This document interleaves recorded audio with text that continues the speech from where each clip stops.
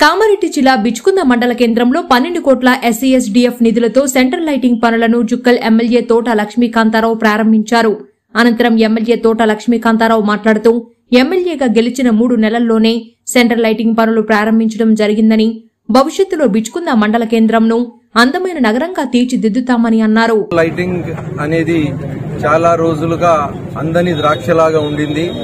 గత ప్రభుత్వంలో ఆశ పెట్టి బిచ్కుంద రోడ్ నంతా తవ్వి పూర్తిగా గందరగోళం సృష్టించడం జరిగినప్పటికీ కాంగ్రెస్ పార్టీ అధికారంలోకి వచ్చిన తర్వాత అభివృద్దిలో భాగంగా, మా అభివృద్ది ఎజెండాలో భాగంగా వచ్చిన తక్షణమే 3 నెలల లోపలే మళ్లీ సెంట్రల్ లైటింగ్ యొక్క వైభవాన్ని తీసుకురావాలనే ఉద్దేశంతో ఈ రోజు మేము భూమి పూజ చేయడం జరిగింది.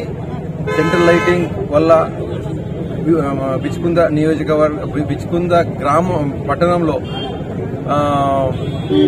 అన్ని రకాలుగా అభివృద్ది జరిగే అవకాశం ఉంది.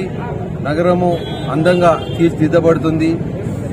బిచ్కుందను ఇంకా అనేక విధాలుగా అభివృద్ది చేసే కార్యక్రమంలో ఇది తొలి మెట్టుగా నేను భావిస్తున్నాను.